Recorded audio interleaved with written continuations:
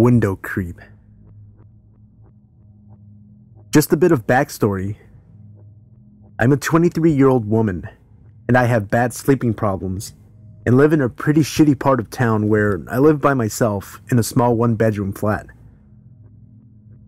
For the last few months, there's been whisperings and talks of people seeing a shabby-looking man sneaking around near some houses about 6 roads up from me. I haven't really thought anything of it, as my next-door neighbor is more of a night person, and the old lady above me has 2 dogs who so much as bark at a cat in the gardens. That is, until a few weeks ago. As I said before, I have sleeping issues. Not exactly insomnia, but my body clock's a little fucked up. I can't get to sleep till early hours of the morning. Anyway, a few weeks back, I was laying in bed reading an ebook on my tablet. I didn't have any lights on, apart from the fairy lights entwined between the bars of my headboard. It was a pretty hot night, so I had the little window open that was next to my bed. It's a weird layout. I have one medium sort of sized window that takes up the whole left side. The bottom right is just plain glass, and the top right is a tiny window that opens all the way out, but it's about the size of a standard book.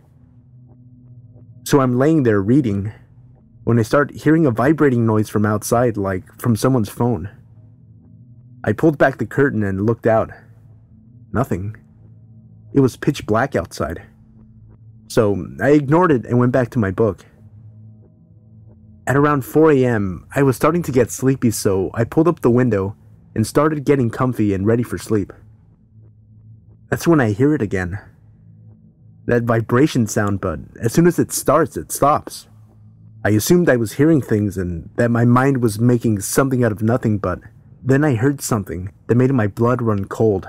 You know when you scrape a fork or a knife on a plate and it makes that horrible sound?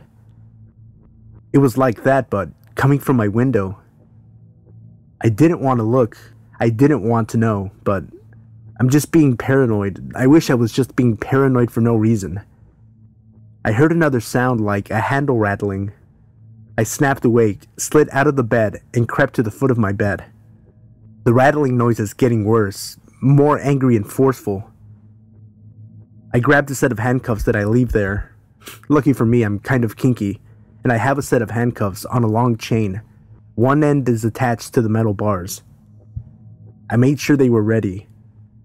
I reached for the curtains and practically pulled them off. All I saw was an arm and a hand that was reaching through my little window, trying to open the bigger one.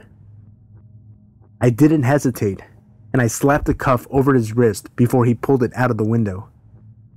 That sure got his attention. So, little kitten likes to play rough, huh? He leaned into the glass, so close his breath is fogging the window. Well, Daddy likes. He finishes and starts thrashing, trying to get in. I bang on the wall between my room and the neighbor's, hoping my neighbor hears. I go to grab my phone off the windowsill where I always leave it, but in my panic, I knocked it off. Something grabs my hair and pulls hard. Now this creep has me by the hair as he tries to reach through with his other hand that I now see it. He's holding a knife. I scream as he pulls my hair, ripping it out, the tears streaming down my cheeks. I grab his other arm, trying to push it away. "Kitten, open the window," he said. When I don't answer, he brings the knife closer. "Do it now, or I'll have to cut up that pretty face." The dogs upstairs are going mad, and I scream again, trying to pull away. He pulls his other arm and smashes my head against the window. And that's when it happened.